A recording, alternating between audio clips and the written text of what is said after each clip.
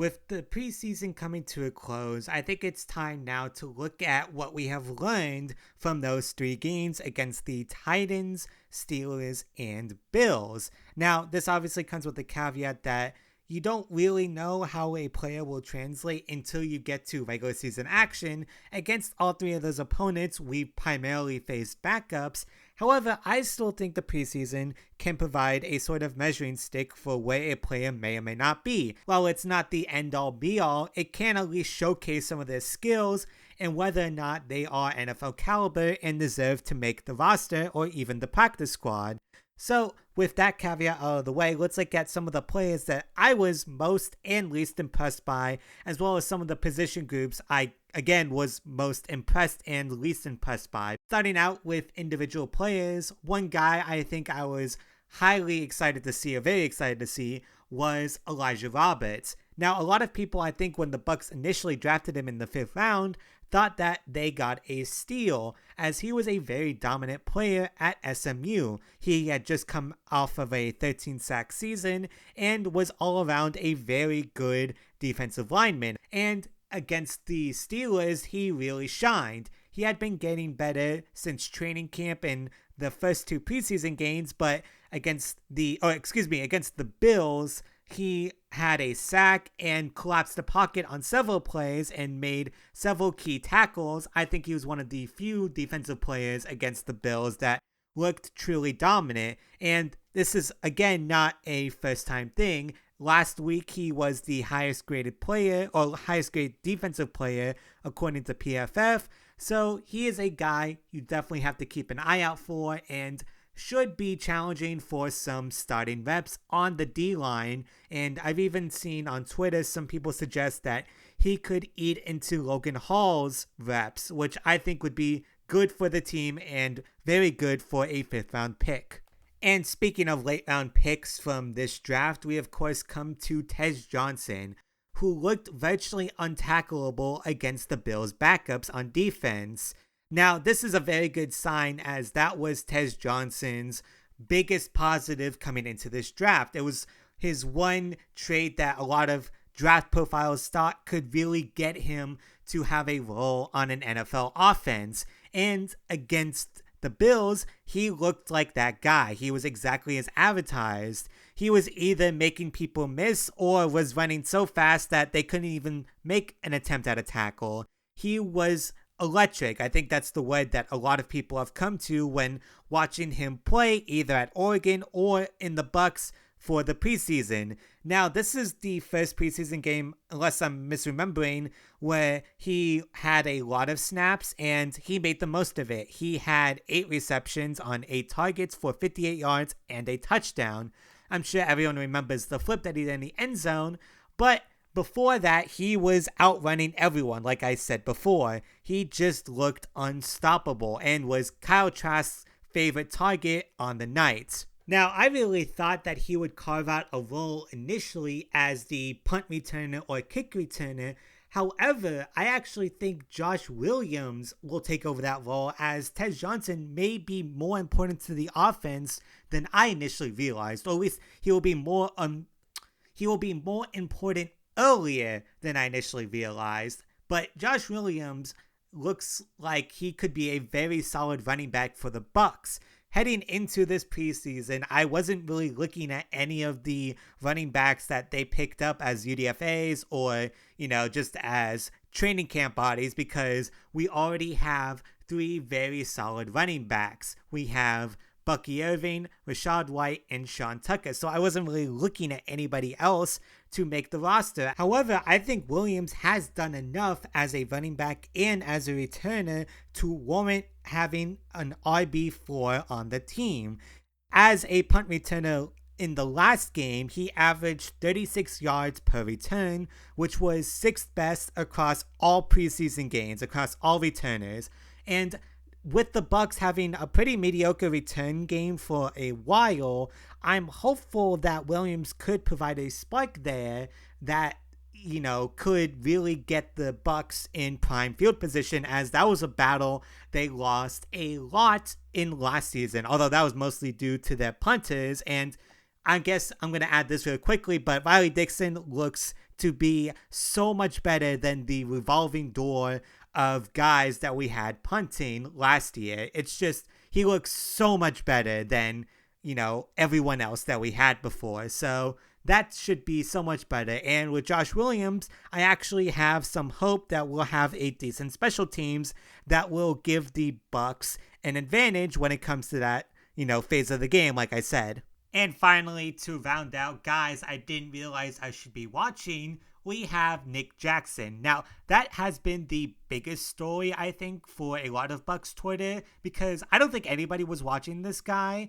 But then all of a sudden, he had an interception against the Titans, as well as I think he notched a sack in that game. I can't remember, but he has looked really good. Although I will say his last outing against the Bills was pretty mediocre, so that kind of dampened spirits a little bit for him. Needless to say, I do think the Bucs will and should carry him onto the roster as the linebacker number 4 behind Levante David, Savassie Dennis, and I assume it will be Deion Jones.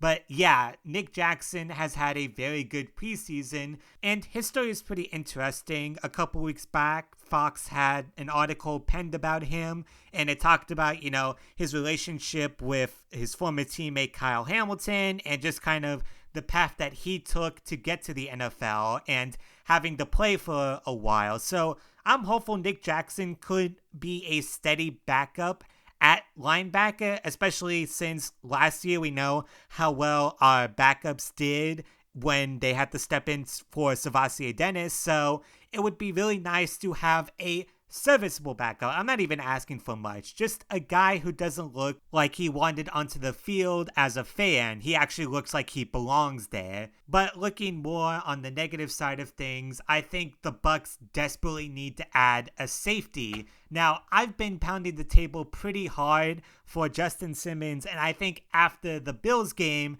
that needs to happen soon. We saw somebody's career end in real time. At least we saw somebody's Buccaneers career end in real time in Shiloh Sanders. Now, Sanders always had an uphill battle to make the 53-man roster and even the practice squad, but I thought he could do it, not just because the Buccaneers are injured to hell and back on that front, although that certainly wouldn't have hurt his chances, but I thought he would work really hard to get onto the roster and improve. But no, he's more or less the same player that the Colorado Buffs saw on a daily basis. He's just not an NFL caliber safety right at this moment. Now, in the right system, maybe he could be something or given time, but based on what we have seen in the preseason, he is just not capable as of this moment. And I'm not saying this out of vitriol. I know the Sanders family, there is a lot of mixed feelings going around. There's been a lot of very interesting things, well, at least regarding Shador, but I think the Sanders as a whole have kind of invited this weird discourse. Needless to say, Shiloh, I don't think belongs on this team, but I am hopeful that he could make something of himself. I don't hate him, and even though he played pretty badly and had just an absolutely boneheaded penalty, and actually had 2 penalties, although the pass interference or holding or whatever it was called for first, I thought was pretty ticky-tack. Regardless, he's not on the team anymore. He probably won't be picked up except as a practice squad body, and maybe he makes a go of it somewhere else, but the Bucs need safeties badly. That's kind of what I was trying to get at. We have a lot of injuries. Izzian still is hurt, so that safety depth is down to practically nothing.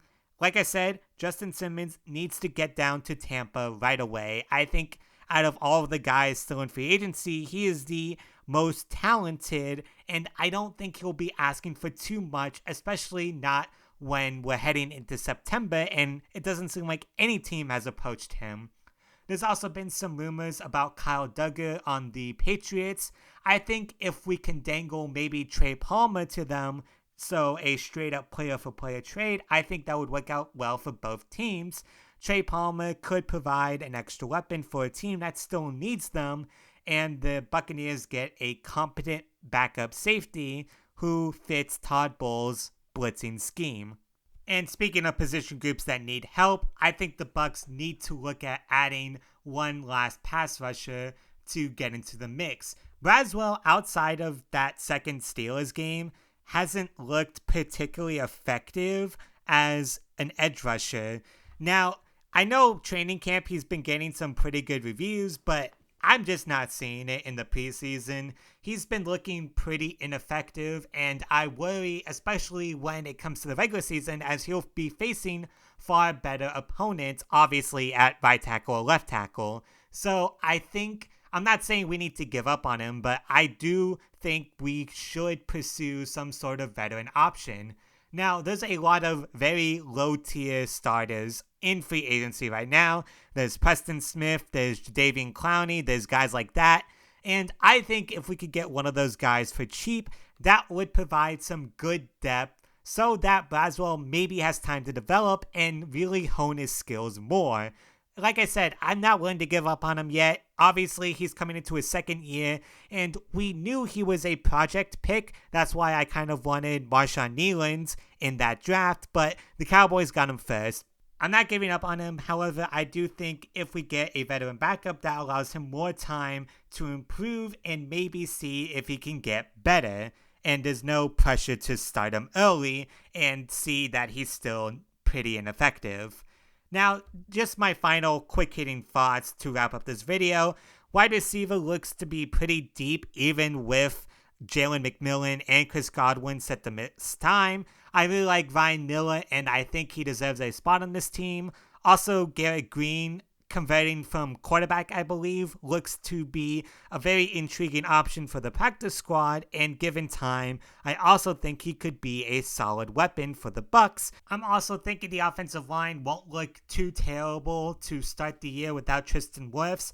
It seems like Charlie Heck will ultimately be starting at left tackle while we wait for Wirfs to recover from his injury, which might be sooner than we expect, although I hope the team doesn't rush him out just because they feel pressured to.